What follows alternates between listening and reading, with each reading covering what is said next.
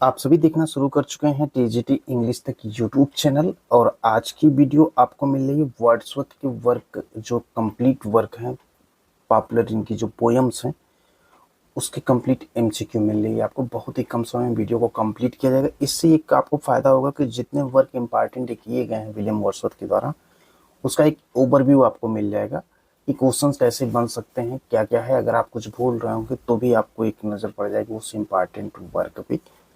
तो इसलिए जो है इस प्रकार की वीडियो आपको शेक्सपियर को भी मिल गई होगी। इस तरह से जो भी टीजीटी की सिलेबस है उसकी वीडियो आपको मिलती रहेगी।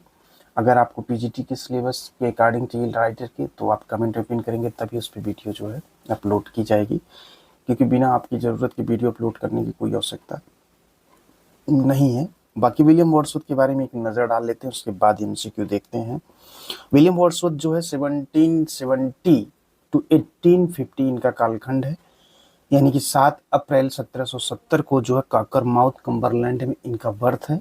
और इनकी डेथ जो होती है वो 23 अप्रैल 1850 को, और प्लेसरी एक बीमारी होती जिसकी वजह से हुई थी। और इनको बरीड किया गया था जो है ग्रेसमियर चर्चयार्ड में, जो है ये भी पड़ता है वहीं इंग्लैंड में। फादर इनके हैं जॉन गाल्सवर्दी, और अटॉर्नी एट लॉ रहते हैं जॉन वर्ड्सवर्थ, इनके फादर का नाम है। इनकी मदर जो है वो एनी कॉक्सन है। इनके द्वारा बहुत कुछ इंपॉर्टेंट वर्क किए गए हैं। और इनकी शादी जो होती है मैरी हचिंसन से होती है 1802 में। प्रिल्यूड जो पब्लिश होती है काफ़ी इंपॉर्टेंट है, इनकी डेथ के बाद पब्लिश होती है प्रिल्यूड। और 1798 टू 99 में फिनिश कर दिया था वर्क। 1805 में जो है प्रेजेंट किया जाता है। 2 ट्रिप्स ये फ्रांस की करते हैं 1790 में। ये भी पूछा जाता है किस ईयर में ये फ्रांस का ट्रिप करते हैं, तो 90 से 91 में करते हैं। कलेक्शन इनका जो है लिरिकल बैलेट जो पब्लिश हुआ था 1798 में, तो इसमें 23 पोयम रहती हैं। 19 जो रहती हैं वो वर्ड्सवर्थ की रहती हैं, 4 जो है इसमें कोलरिज के द्वारा जो रहती हैं। सेकंड एडिशन जो आता है 1800 में आता है। तो इस प्रकार से कुछ इनके इम्पॉर्टेंट जो है ओवरव्यू है। चलिए देखते हैं एमसीक्यू। इस प्रकार की वीडियो प्राप्त करने के लिए यदि अभी तक आपने चैनल को हमारे सब्सक्राइब नहीं किया है तो सब्सक्राइब करने के साथ ही साथ अपने फ्रेंड को भी शेयर करें, ताकि वो भी इस प्रकार की वीडियो का लाभ उठा सकें। और कमेंट में पिन कर सकते हैं, आपको किसी भी टॉपिक पे वीडियो अगर चाहिए तो कमेंट में आप पिन करेंगे तो उस पर आपको ज़रूर जो है वीडियो मिल जाएगी टीजीटी इंग्लिश तक पे। तो पहला क्वेश्चन देखते हैं, कह रहा है कि which collections of poem published in 1798, 1798 में प्रकाशित कविताओं के किस संग्रह को जो है is generally considered the beginning of the English romantic movement.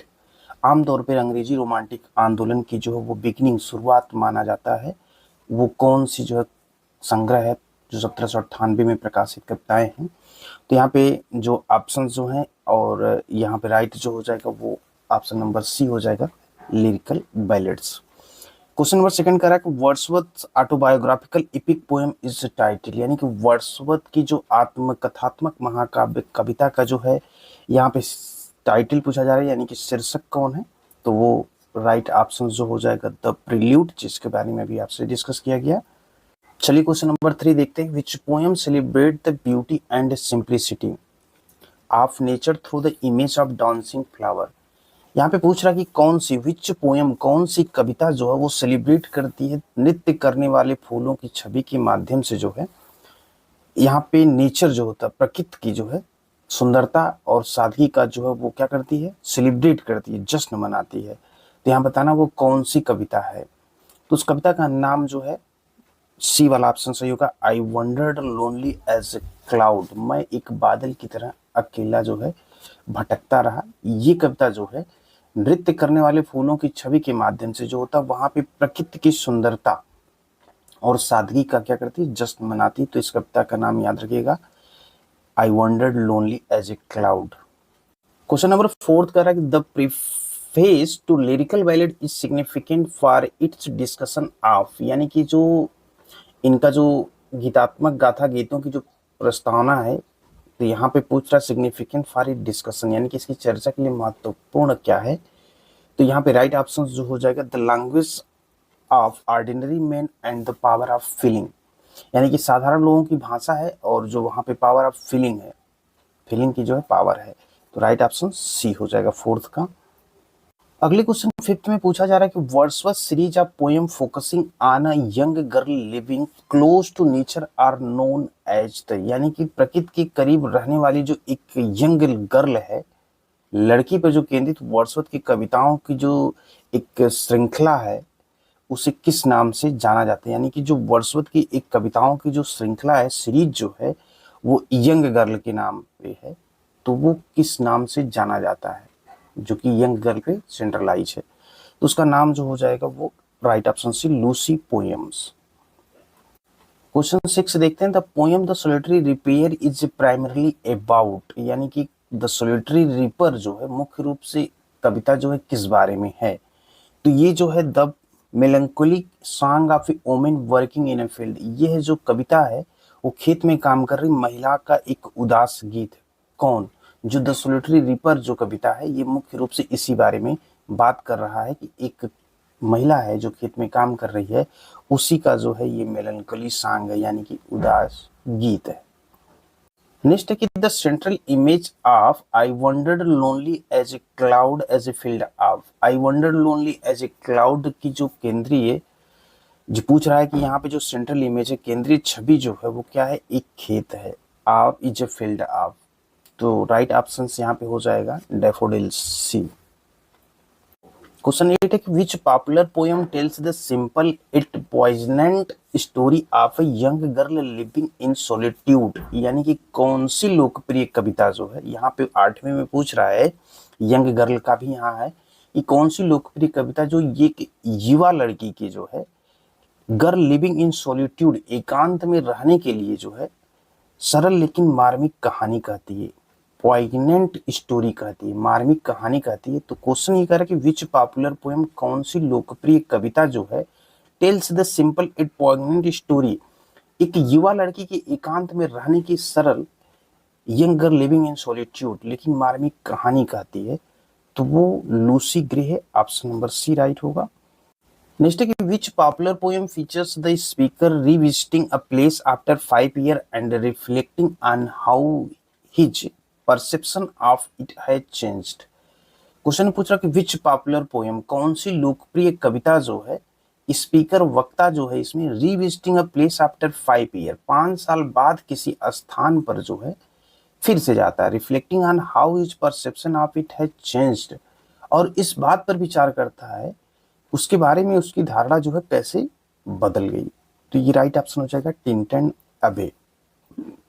अगला है कि a significant theme explored in the excursion, यानी कि द एक्सकर्सन में जो एक्सप्लोर्ड किया गया, खोजा गया जो है एक इम्पॉर्टेंट विषय क्या है, सब्जेक्ट क्या है, significant theme explored in the excursion में खोजा गया महत्वपूर्ण विषय जो है वो देखने को मिलता है the power of nature to heal and instruct, यानी कि प्रकृति की उपचार और निर्देश देने की शक्ति। ऑप्शन नंबर बी राइट हो जाएगा। क्वेश्चन नंबर 11 कह रहा है कि the excursion is written primarily in, यानी कि यहाँ पे 11 द एक्सकर्सन मुख्य रूप से निम्नलिखित में लिखा गया है, किसमें लिखा गया है ये, तो लिखा गया किसमें, blank verse. Option B right होगा।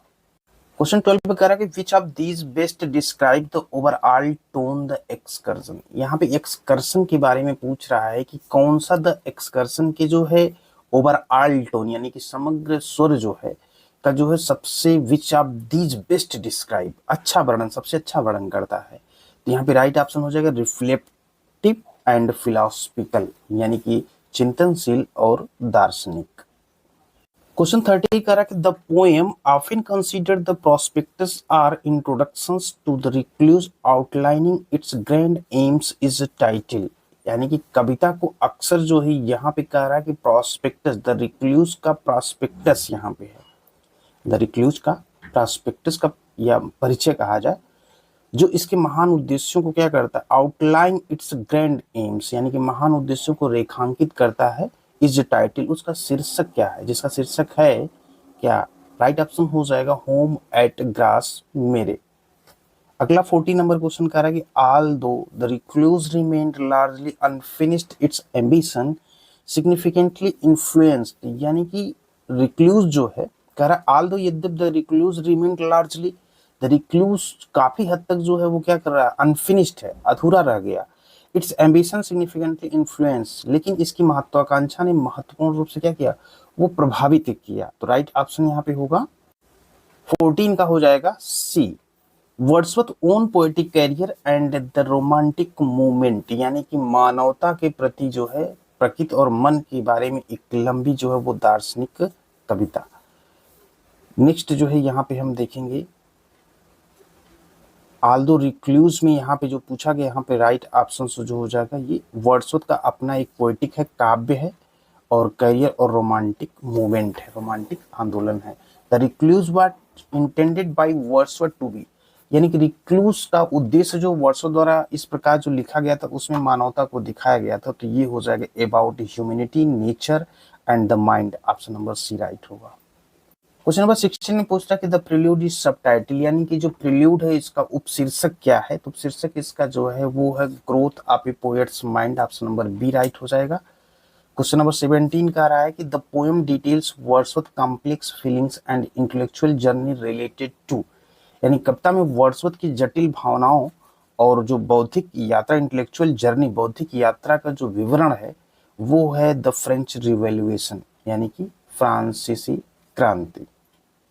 क्वेश्चन नंबर 18 देखते हैं। The poem often emphasises the importance of, 18 में पूछ रहा है कि कविता अक्सर जो है एम्फेसाइज, जोर, महत्वपूर्ण जो जोर देती है वो किस पे देती है। तो यहाँ पे राइट ऑप्शन हो जाएगा sensory experiences and childhood memories, यानी कि संवेदी अनुभव और वो बचपन की यादें। नेक्स्ट पूछ रहा है द प्रिल्यूड इज सब टाइटिल, यानी कि प्रस्तावना जो प्रिल्यूड का उपशीर्षक जो है वो है growth of a poet's mind, यानी कि कवि के मन का जो है विकास। क्वेश्चन 20 है कि the poem reflect on the speaker return to the banks of the river Wye after how many years, कविता कितने वर्षों के बाद जो है वक्ता के वाई नदी के तट पर लौटने पर विचार करती है। Speaker return to the banks of the river Wye, यानी कि जो वाई नदी के तट पर लौटने पर विचार करती है, किसके, यहाँ पे return to the reflect on the speaker की बात कर रहा है, तो कितने वर्षों के बाद, तो वो है 5 year. Option number B. Next है कि the concluding lines of the poem express the speaker's hope and affection for, इस क्वेश्चन में पूछा जा रहा है कि कविता की जो है अंतिम पंक्तियां जो होती, द कंक्लूडिंग लाइंस, अंतिम पंक्तियां जो होती, पोएम एक्सप्रेस द स्पीकर, वक्ता की आशा और स्नेह को व्यक्त करती है, होप एंड अफेक्शन, तो यहाँ पे हो जाएगा his sister. Option number C. Question number 22 कह रहा है कि in the poem the speaker is accompanied by, यानी कविता में जो है वक्ता के साथ जो है वो है, सभी को पता होगा, हिज सिस्टर डोरथी, उसकी बहन जो है डोरथी। 23 में पूछा जा रहा है the full title of the poem commonly known as Tintern Abbey is, यानी टिंटन अबे के नाम से जाने जाने वाली कविता का पूरा शीर्षक जो है वो क्या है। तो पूरा शीर्षक lines composed a few miles above Tintern Abbey on revisiting the banks of the Wye during a tour 13 July 1798। Tintern Abbey से कुछ मील ऊपर जो लिखी गई पंक्तियां हैं वो एक जो दौरा उनका हुआ था 13 जुलाई 1798 को, तो वो वाई जो नदी है उसके किनारे फिर से देखने पर जो है, तो यहाँ पे ये राइट ऑप्शन हो जाएगा। 24 का रहा था setting of the solitary repair, इस सोलिटरी रिपेयर की सेटिंग जो है वो क्या है, वो है स्कॉटिश आइलैंड, यानी हाईलैंड्स जो है। ऑप्शन नंबर बी राइट होगा। क्वेश्चन 25 का रहा है the speaker of the poem does not understand the words of the women song but he is struck by its. 25 में कह रहा है कि कविता का वक्ता जो है, यानी कि the speaker of the poem does not understand the words of the women song, यानी कविता का वक्ता जो है, स्पीकर जो है, वो महिला के शब्दों को नहीं समझता है, गीत जो सॉन्ग है, but he is struck by its, लेकिन वो इसके द्वारा प्रभावित है। तो यहाँ पे राइट ऑप्शन होगा मेलैंकली एंड ब्यूटी, उदासी और सुंदरता। 26 है कि the lasting impact of the women song on the speaker is that, तो यहाँ पे 26 में ये कहा जा रहा है कि वक्ता पर जो है, यानी कि the lasting impact of the women song, महिला के गीत का अस्थायी प्रभाव क्या रहा है। तो यहाँ पे राइट ऑप्शन जो हो जाएगा वो हो जाएगा it remains in his heart long after he can no longer hear it, ये उसके दिल में लंबे समय तक रहता है जब तक वह इसे सुन नहीं सकता है। साथ ही साथ आपको बता दें कि यहाँ पे आपको थोड़ा सा सुनने में इंटरेस्ट नहीं लग रहा होगा, ऐसा इसलिए क्योंकि ये जो मेजर वर्क किया गया वर्ड्सवर्थ के द्वारा, जैसे द प्रिल्यूड है, टिंटन एबे है, intimation of immortality, ode to duty है, उसके बाद रेजोल्यूशंस एंड इंडिपेंडेंस जो है, सोलिटरी रिपेयर है, पील कैस्टल है, इन सब से जो है ये क्वेश्चंस आपको देखने को मिलेंगे। यदि आप सब पढ़े होंगे तब तो आपको इंटरेस्ट आ रहा होगा, यदि नहीं पढ़े होंगे तो थोड़ा सा इंटरेस्ट कम आएगा, इसलिए कोशिश करिएगा एक एक क्वेश्चन को समझ लीजिएगा। अगर आपको लगता है कि और जो है इन पे क्वेश्चंस मिलना चाहिए तो आप कमेंट में पिन करिएगा, तो और डिटेल में वैसे क्वेश्चंस जो है इसी के आसपास जो एग्जाम में आपको देखने को। अगर आपको किसी भी पोएम को, किसी भी राइटर के वर्क के अगर उस पर्टिकुलर पार्ट का की पता है कि वो किस बेस पे लिखा गया है, तो उसके नियरेस्ट आप ऑप्शन के पहुंच जाएंगे और आपका राइट हो जाएगा ऑप्शन। इस चीज को ध्यान जरूर दीजिएगा। तो चलिए देखते हैं 27 कह रहा है in ode to duty the speaker initially addresses duty as. Ode to duty में जो है वक्ता ने शुरू में ड्यूटी को किस प्रकार संबोधित किया है, तो यहाँ पे जो संबोधित किया है वो किया है ए ईस्टर्न लॉ गिवर, यानी कि कठोर कानून निर्माता के तौर पे।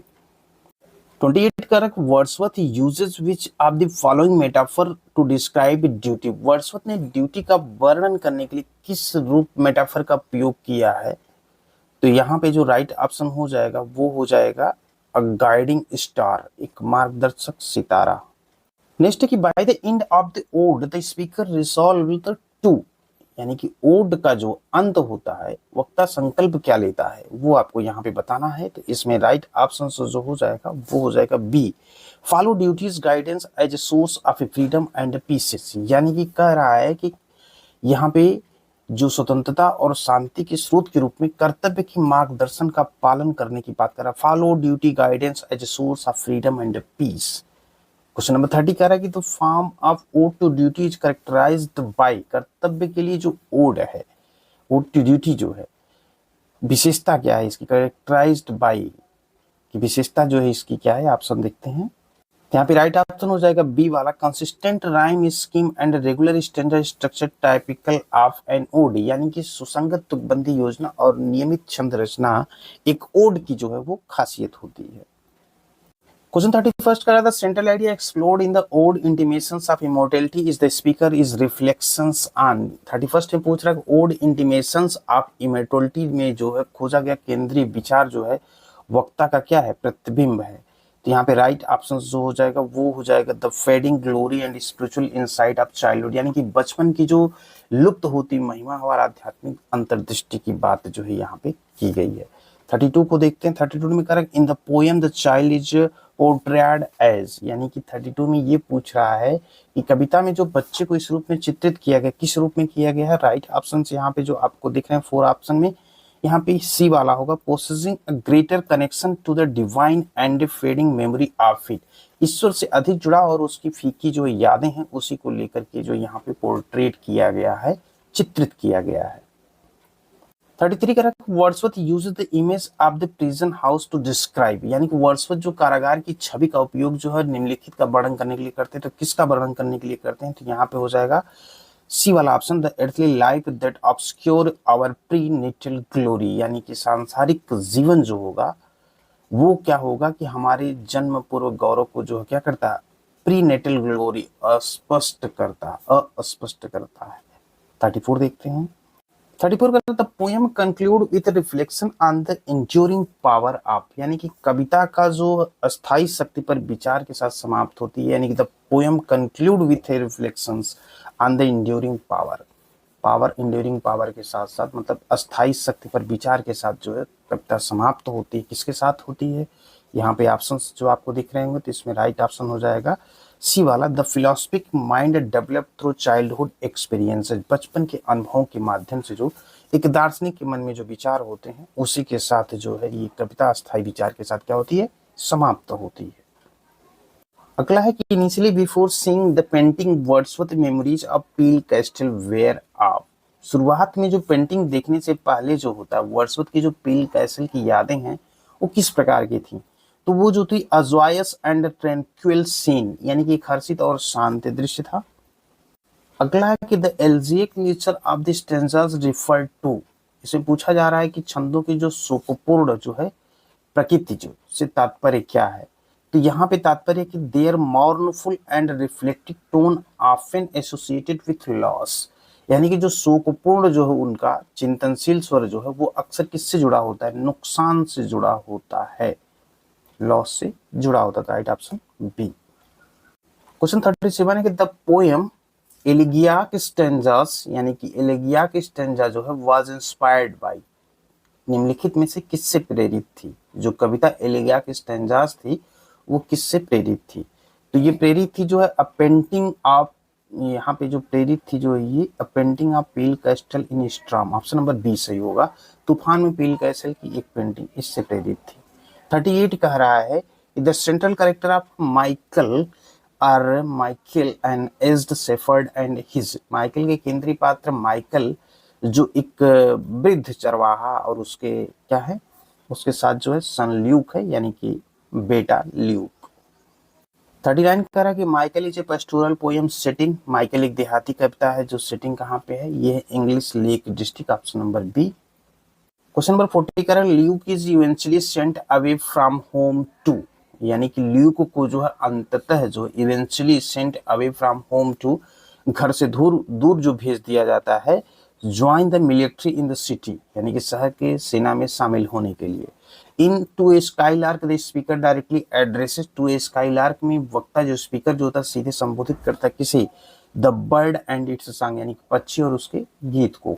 42 कर रहा था speaker marvels and the skylark's ability to, यानी कि वक्ता जो यहाँ पे कह रहा है स्पीकर जो है स्काईलार्क की क्षमता पर आश्चर्यचकित होता है। तो यहाँ पे राइट ऑप्शन हो जाएगा simply detach its joy from the earth, यानी कि पृथ्वी से अपने आनंद को अलग करना। 43 में पूछ रहा कि Wordsworth compare the skylark to various abstract and positive concept such as, Wordsworth जो है स्काईलार्क की तुलना जो होता है वो वेरियस एब्स्ट्रैक्ट, यानी कि विभिन्न अमूर्त एंड पॉजिटिव और सकारात्मक अवधारणा से कॉन्सेप्ट से जो है करता है। जैसे राइट ऑप्शन क्या हो जाएगा, वो हो जाएगा spirit poet cloud of fire, यानी कि आत्मा कवि और आग का बादल, cloud of fire. 44 correct the central tone of phase to skylark is one of, to skylark का केंद्रीय स्वर कौन सा इसमें से हो सकता है, तो वो है awe admirations and a touch of longing, विस्मय प्रशंसा और लालसा का स्पर्श है। 45 में कह रहा है कि the world is too much with us late and soon expresses Wordsworth dissatisfactions with, दुनिया हमारे साथ बहुत ज्यादा है, देर से और जल्दी वर्ड्सवर्थ की जो असंतोष को व्यक्त करता है। तो यहाँ पे राइट ऑप्शन जो हो जाएगा वो हो जाएगा humanity obsession with the material positions and it's detachment from nature, यानी कि भौतिक संपत्ति के प्रति मानवता का जो जुनून होता है, प्रकृति से जो है उसका लगाव, ये चीज होगा। 46 में कह रहा है Wordsworth laments that little we see in nature that is ours suggesting that, यानी कि 46 में वर्ड्सवर्थ ने अफसोस जताया कि little we see in nature that is ours, प्रकृति में हम जो कुछ भी देखते हैं वह हमारा है, सजेशन दैट, ये सुझाव देते हुए कि we no longer feel a personal connection to the natural world, हम अब प्राकृतिक दुनिया से व्यक्तिगत संबंध क्या करते हैं, महसूस नहीं करते हैं।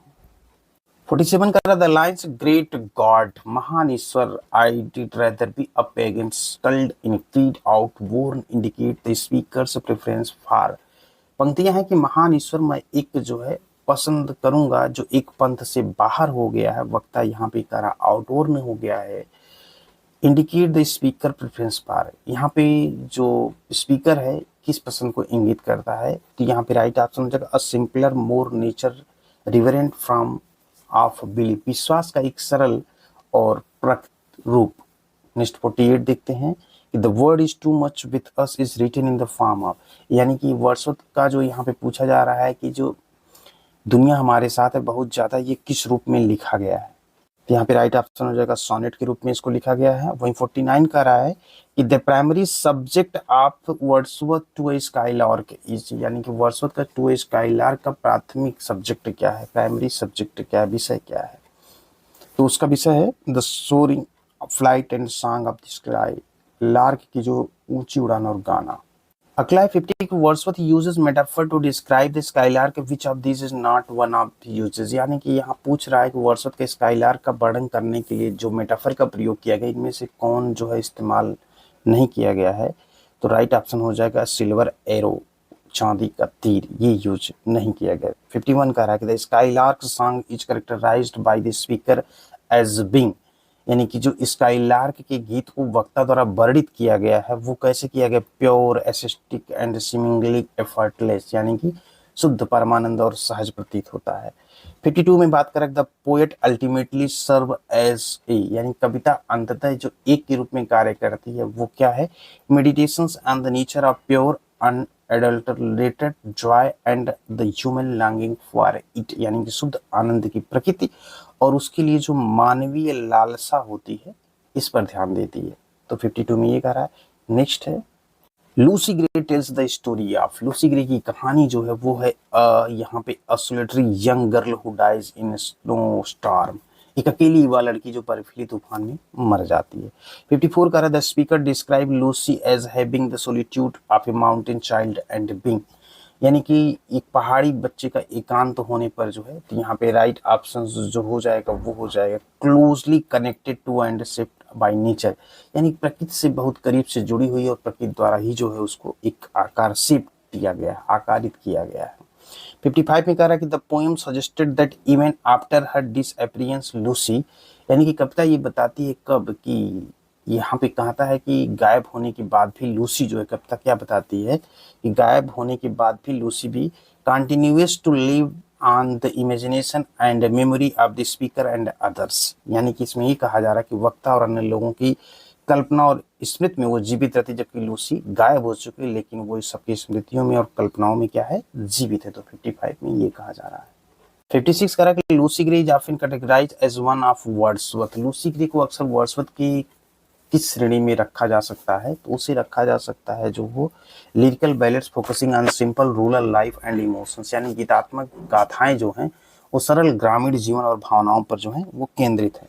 57 में कह रहा है द थार्न इज नरेटेड बाय, यानी कि जो यहाँ 57 थार्न का वर्णन पूछ रहा है तो वह एक लोकल विलेजर्स है, वो रिकाउंट्स द टेल, एक स्थानीय ग्रामीण जो कहानी क्या करता है, सुनाता है। मार्था रे को अक्सर रोते हुए देखा जाता है, यानी कि ऑप्शन सीम वीपिंग बाय, तो यहाँ पे राइट ऑप्शन जो हो जाएगा वो हो जाएगा अ सोलिटरी थ्रोन ट्री ऑन ए हिल, एक पहाड़ी पर एक अकेला कांटेदार पेड़। 59 correct the poem explore theme of, तो ये जो पोएम जो एक्सप्लोर करती है थीम को, यानी कि खोज करती है, वो करती है intense grief social ostracism and the power of rhymer, यानी कि तीव्र दुख, सामाजिक बहिष्कार और अफवाह की शक्ति का जो है वो क्या करती है, यहाँ पे खोज करती है। क्वेश्चन नंबर 60 की तरफ चलते हैं। यहाँ पे पूछा जा रहा है कि the tables turn is presented as a dialogue और a percept argument directed to words, यानी द टेबल टर्न्स को एक संवाद या प्रेरक तर्क के रूप में जो है प्रस्तुत किया गया, जो निम्न ओर निर्देशित किस ओर करता है, अ फ्रेंड इनग्रॉस्ड इन रीडिंग बुक, यानी कि किताबें पढ़ने में तल्लीन एक मित्र की तरफ। 61 में है कि the line let nature be your teacher encapsulates the poem central, यानी कि प्रकृति को अपना शिक्षक बनने दो, पंक्ति जो है कविता के केंद्रीय तत्व को जो है किसमें समाहित करता है, तो यहाँ पे राइट ऑप्शन हो जाएगा believe in the superior wisdom found in the natural world, यानी कि प्राकृतिक दुनिया में पाए जाने वाले श्रेष्ठ ज्ञान में विश्वास को है। और अगला है क्वेश्चन 62, और 62 में पूछा जा रहा है कि the speaker suggested that middling intellect can, यानी कि वक्ता सुझाव देता है कि हस्तक्षेप करने वाली बुद्धि कर सकती, क्या कर सकती, इसमें से ये बताना है, तो वो कर सकती distort and distract the beauty and inherent wisdom of nature, यानी कि प्रकृति की सुंदरता और अंतर्निहित जो ज्ञान है उसको विकृत और विच्छेदित कर सकती है। 63 में पूछा जा रहा है the tables turn share thematic connections with which other important work by Wordsworth, the table turn में जो है वर्ड्सवर्थ किस अन्य महत्वपूर्ण कार्य के साथ विषयगत संबंध साझा करता है, तो यहाँ पे ऑल ऑफ द एबव होगा, सभी होगा, यानी द प्रिल्यूड भी होगा, टिंट एंड एबे भी होगा, ओड इंटीमेशन से जो होगा जो प्रकृति से बचपन के संबंध की खोज करती है, टिंट एंड एबे में जो होती है प्रकृति में पाए जाने वाले ज्ञान और उसके सांत्वना पर जोर देती है। प्रिल्यूड में क्या होता है कि कवि के दिमाग के विकास पर जो है ये ध्यान केंद्रित करती है, तो ये सभी जो होगा सही होगा। द टेबल टर्न जो वर्ड्सवर्थ के किस अन्य महत्वपूर्ण कार्य के साथ जो है जो सब्जेक्ट है उसे साझा करती है, इसमें सभी सही होगा। इसके बाद जो इन सारे क्वेश्चंस का आंसर जो है आप नीचे स्क्रॉल करेंगे तो यहाँ पे सारे आंसर आपको मिल जाएंगे, क्योंकि किसी ने कमेंट किया तो आंसर साथ में देने से जो है वो आप जोर लगा नहीं पाते क्वेश्चन में, तो इसीलिए आंसर अलग कर दिया गया है। आप यहाँ से स्क्रॉल करके टोटल जो आंसर जो दिए गए हैं 63 क्वेश्चन के, वो यहाँ पे दिए गए। यहाँ से आप नोट डाउन जो है उसको कर सकते हैं और चेक कर सकते हैं कि आपने कितना क्वेश्चन जो है सही किया। थोड़ा सा क्वेश्चंस आपको टफ लग रहे होंगे, बट अगर आप पढ़े होंगे तो टफ नहीं लगेगा, क्योंकि सारे वर्क सभी लोग नहीं पढ़ते हैं, तो थोड़ा सा वहाँ लगता है। लेकिन इस टाइप के क्वेश्चन सॉल्व करने से एग्जाम में कितना भी टफ पेपर बना देगा, वो आपकी जद में ही रहेगा, यानी कि उसका आंसर आप निकाल ही लेंगे। एलिमिनेटेड मेथड का प्रयोग तभी कर पाएंगे जब आप डिटेल में स्टडी किए रहेंगे। ये 63 तक आंसर यहाँ पे है, आप यहाँ पे स्क्रॉल करके चेक कर लीजिएगा। तो इस 63 क्वेश्चंस के साथ इस वीडियो को यहीं पे करते हैं। हम मिलते हैं एक नई वीडियो के साथ।